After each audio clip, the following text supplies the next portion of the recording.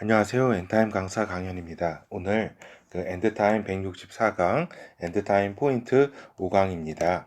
그 제목은 마지막 때 핵심 지역 이집트입니다.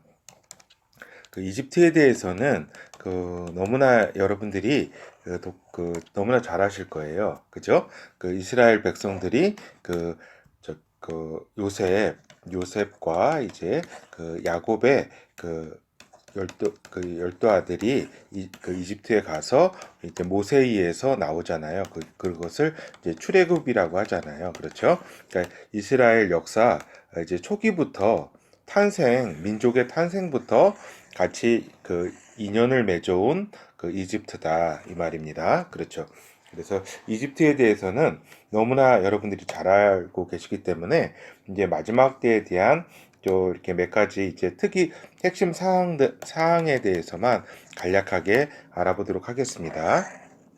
이제 그 이전에 지금 이슬람이 크게 이제 시아파하고 이제 순니파로 이렇게 나눠져 있잖아요. 그렇죠? 그러니까 시아파는 어디예요? 이란, 시리아, 그죠? 그다음에 시리아는 한 60% 정도가 다 시아파다 이 말입니다. 이란도 이제 시아파, 그렇죠. 그리고 순니파, 사우디아라비아, 그렇죠. 근데 이제 지금 상대적으로 이제 순니파 이쪽은 그 좀 이스라엘의 관계 속에서 약간 좀 미국하고도 이제 친하고 이제 좀 온건파잖아요. 온건파, 이슬람 온건파. 근데 이제 시아파가 상당한 이제 강경파여서 이스라엘과 미국과도 이제 철천지 원수로 지금 대하고 있고 이러잖아요. 그렇죠? 이런 상황이 어떤 근본적인 원인은 왜 그럴까? 시아파가 원래부터 이렇게 이스라엘과 이렇게 미국이라든가 이러한 어떤 관계 속에만 꼭 있어야 했나. 그렇게 볼 때 역사적으로 이렇게 보면은 꼭 그렇지도 않다 이 말입니다. 역사적으로 보면은 이렇게 시아파나 순니파나 이렇게 어떻게 보면 오스만 제국은 저기죠. 순니파 중심이죠. 근데 그 속에서 그래도 잘 이렇게 순조롭게 오스만의 영향권 안에서 잘 이렇게 조화롭게 그래도 산 편이에요. 유대인들하고도 잘 지내고 그렇죠. 그런데 이제 시아파는 이제 한 가지 더 말씀을 드리면은 시아트 알리라고 이제 4대 칼리프인데 모하메드 이후에 사촌 형제이자 또 사위이기도 해요. 이 사람들을 이제 알리가 이제 이제 암살을 당했는데 이 알리를 이제 따르는 파를 이제 시아파라고 하죠. 시아트 알리에서 이 앞부분 요걸 따가지고 근데 이제 이 파는 이제 이맘이라 그래가지고 12번째 이맘까지 역사적으로 존속을 했어요. 존속을 하다가 이제 사라져 버렸죠. 그래서 이제 이들에게는 시아파의 이제 가장 큰 종파가 이제 12번째 이만파라고 있어요. 그래서 이 12번째 이만파가 그때 이제 없어졌는데 다시 돌아와가지고 세상을 이제 다 다스릴 것이다라고 하는 이제 요게 이제 그런 사상을 가지고 있죠. 즉 이제 메흐디 사상이죠. 메시아, 이슬람 메시아. 그래서 이제 시아파의 가장 큰 종파는 12이만파, 12번째 이만파다 이 말입니다. 그렇죠. 근데 지금 왜 그렇게 이렇게 그러니까 요 이란, 이란이라든가 지금 시리아라든가 그좀 이라크 이쪽 지역의 이제 종파 이름이 시아파 중에서도 12번째 이만파예요. 이만파인데 이렇게 지금 이제 마지막 때가 되면서 각각의 이제 메시아에 대한 이제 강림을 두고서 서로의 세 개의 큰 이제 종교가 대립을 하고 있다. 그러니까 이제 아까 방금 얘기한 이란, 시리아, 이라크를 중심으로 한 아까 메으디가 와서 세상을 다 이렇게 장악을 할 것이다. 그 전에 우리가 세상을 다 장악을 해야지 이 메시아가 온다라고 하는 이런 사상입니다. 그리고 또 그 이스라엘 이제 유대교 있죠. 유대교에서는 또 이렇게 이스라엘의 메시아, 정치적 메시아를 지금 기다리고 있는 중이죠. 그렇죠. 기다리고 있고 또 이제 여기 기독교 우리들은 예수 그리스도를 이제 메시아로 기다리고 있는 형국이잖아요. 그렇죠? 그래서 이제 마지막 때가 지금 다가왔기 굉장히 이제 다가온 이러한 시점에서 이러한 여러 가지 그 메시아의 어떤 강림을 지금 앞두고 영의 세계에 있어서 엄청나게 치열하게 이렇게 부딪히고 있는 중이다. 이 말입니다.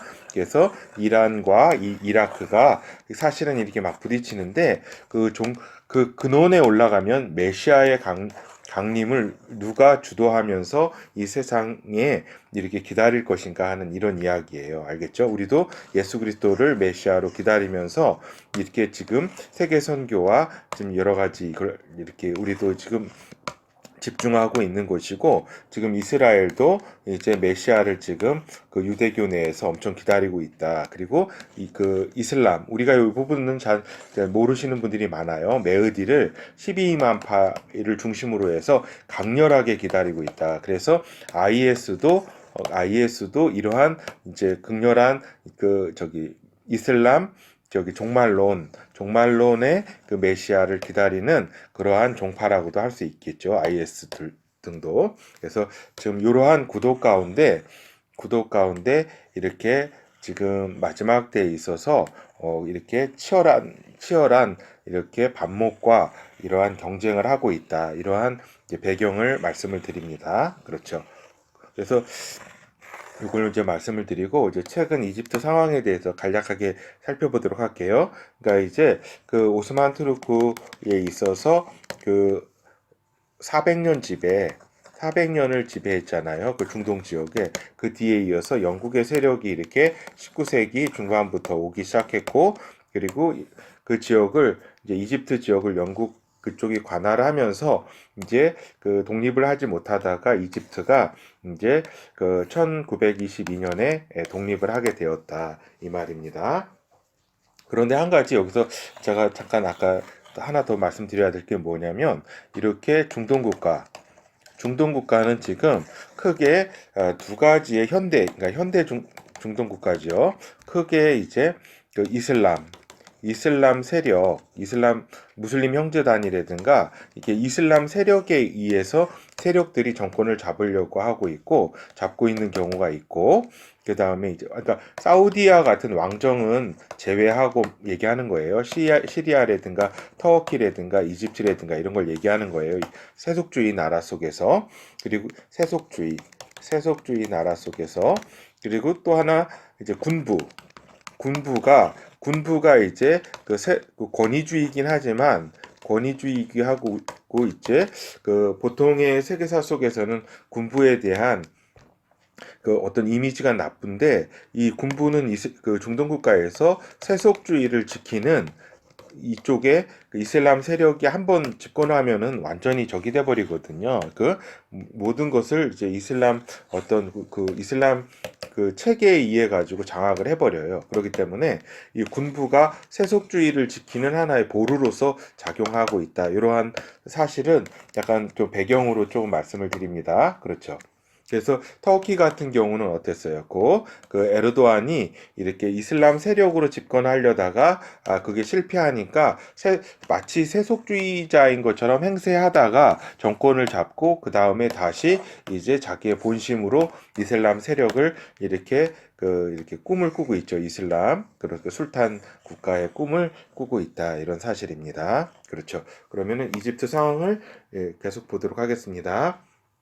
그래서 이제 그 시리아하고 이제 그 나세르 대통령이 나세르 대통령이 이제 영국과 이제 프랑스와 이제 수에즈 운하를 두고서 이제 대결을 하다가 그래서 좋은 성과를 이렇게 내지요.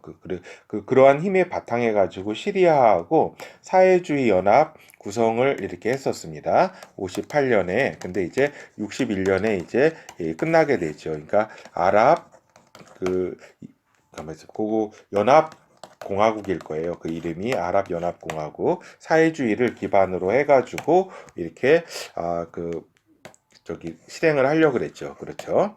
근데 이제 여기서 이제 실패를 했다. 요 말씀은 지난 시간에 시리아 이제 그 아사드 가문을 얘기하고 이러면서 그 바트당 이제 쿠데타 그런 부분을 얘기하면서 말씀을 드렸습니다.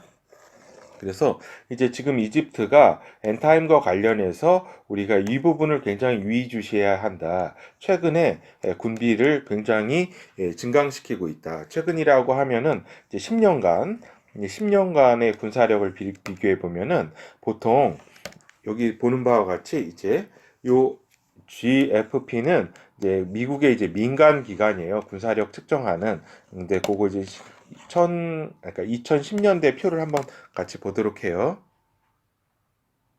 이렇게 보면은 이제 미국 군사력 측정 민간기관 GFP입니다. 그렇다면은 여기 2010년부터 지금 2021년까지 어떤 그 이집트 군사력에 대해서 좀 살펴보면은 그 2010년 내에는 그 18위권 그 아래였어요. 알겠죠?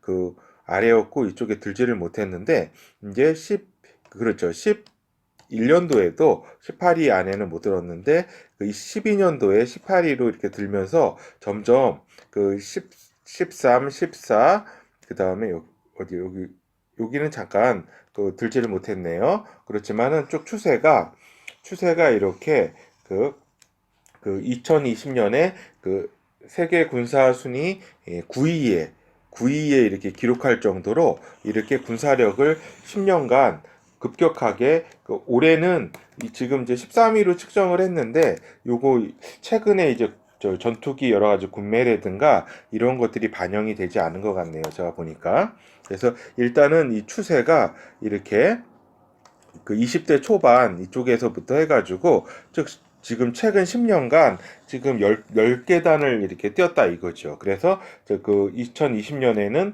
그 이 세계 군사 순위 9위까지도 그때가 저기잖아. 지금 11위가 터키잖아요. 터키보다도 더 이렇게 군사력을 이렇게 증강시켜 왔다라고 하는 사실이 중요합니다. 이것이 왜 중요한지는 좀 이따 말씀을 드릴게요. 그렇죠. 이러한 최근에 군비를 굉장히 증강하는 그러한 모습을 띠고 있다. 그렇죠. 그래서 지금 10대 초반에 이렇게 위치하고 있다. 이 말입니다. 그래서 이제 이스라엘과는 이제 1979년 이후에 사다트 대통령과 이제 평화협정을 맺어가지고 이스라엘과는 이제 그 평화를 유지하고 있다 이 말입니다. 그리고 이제 최근에 이제 지중해 앞바다에 이제 가스전 이런 그 자원이 발견되면서 그 이집트도 이제 약간의 그 자원이 지금 나고 있다 이 말입니다. 그렇지만 이스라엘과는 또 이렇게 자원 분쟁을 이렇게 앞으로 예고하고 있는 거죠. 이런 것들이. 그래서 이제 그 정권을 잠깐 살펴보면은 그 아랍의 봄이 그 영향으로 이제 2011년에 이집트 혁명이 일어나면서 이제 무바라크 정권이 그때 붕괴가 되잖아요. 그렇죠? 그래서 요거는 이제 저기 세속 정권이잖아요. 무바라크 정권이. 근데 이제 무슬림 형제단 소속 이제 대통령이 이제 되죠. 이게 그 이슬람 세력이죠. 이슬람 세력이 한번 정권을 잡으면은 이제 그 이슬람 율법을 강요하는 등 이제 굉장히 세속주의 국가에서 이제 신정 정치 신정 국가로 이제 이행을 강력하게 하게 된다 이 말입니다. 그래서 이러한 여러 가지 이제 이슬람화를 이제 시도하던 중에 이제 국민들의 이제 저항도 있었고 또 제가 하나 빠뜨린 게 있네요. 그래서 이제 그 저기 그 CC 이제 대통령이 대통령이 이제 2013년에 이제 국방부 이제 장관으로 이제 쿠데타에 이제 성공을 하죠. 이 이슬람 세력들을 이렇게 몰아내고 그렇죠. 그래서 우리가 잠시 그 저기를 살펴보도록 할게요. 그분이 그렇죠. 이제 알도 파디 시시 이제 그 대통령 지금 대통령이죠. 저 이집트. 그래서 이제 그 쿠데타를 해가지고 지금 이제 대통령 선거에 이제 그 대통령이 되었고 다시 그 2018년에 이제 재선을 했고 요번에 이제 그 개헌을 해가지고 임기 4년에서 6년으로 늘렸다. 뭐 이런 이 내용입니다. 그렇죠. 그래서 지금 그러니까 군부 권위주의 정권이라고 할 수 있겠죠. 그래서 많은 이제 서방 세계에서는 비난을 하지만 그렇지만은 이제 한 가지 우리가 알아야 될 것이 이러한 그 중동 지역에서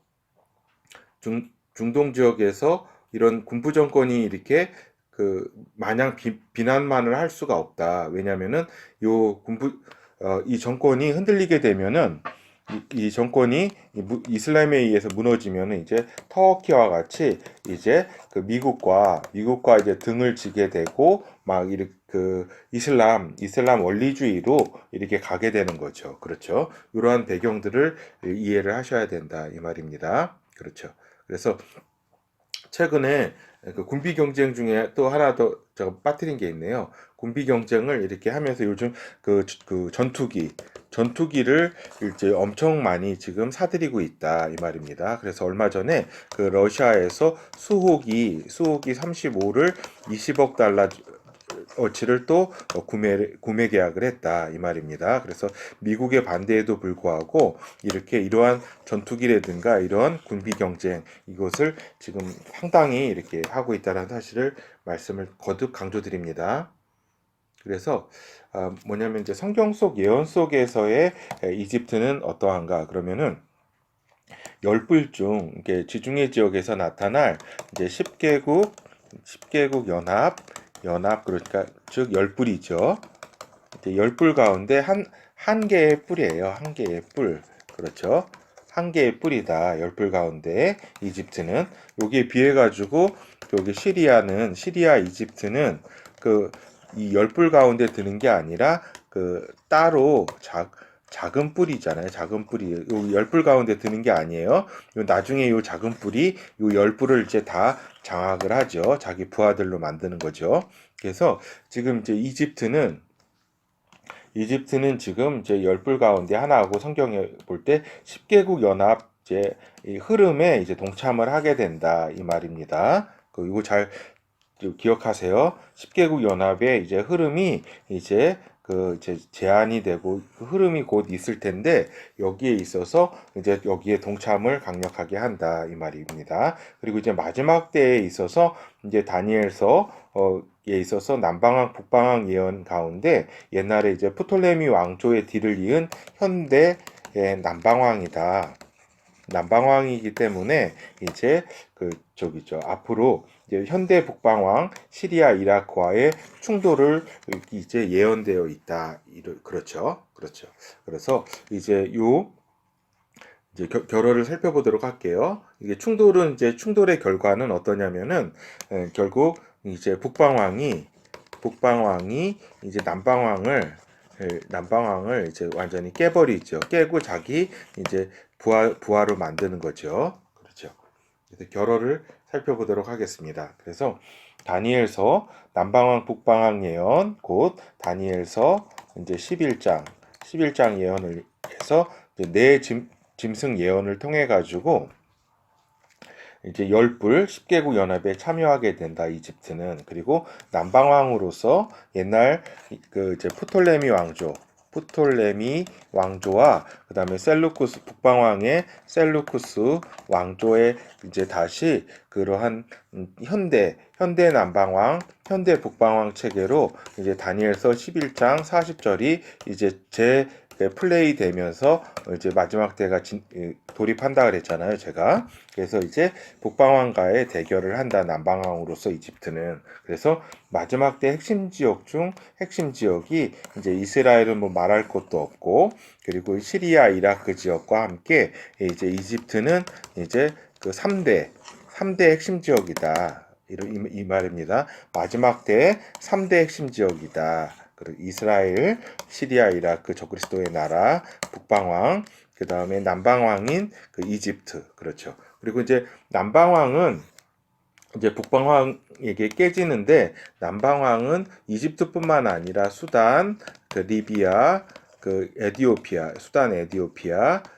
여기 옛날 구스를 얘기하는 거죠.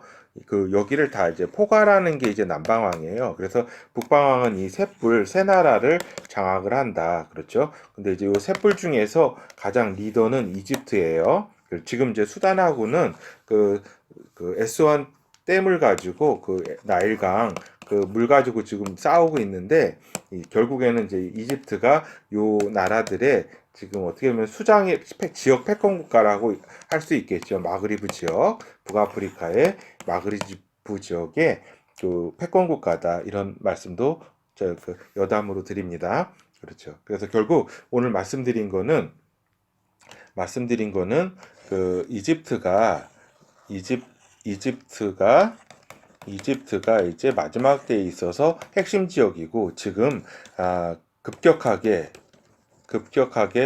군사력을 강화를 하고 있다. 최근 10년간의 군사력 강화를 통해서 작년에 세계 9위 군사력까지도 이렇게 그 통계를 정확히 뭐 이렇게 그 100% 이렇게 신뢰하기는 어렵지만은, 그래도 대략 이렇게 측정이 비슷하거든요. 그 9위까지 오르는 등 한 12, 11위 이 정도를 이렇게 유지하면서 터키와 같은 정도의 지금 강력한 지금 군사력을 가지고 있다. 이렇게 키웠다, 이 말입니다. 감사드립니다.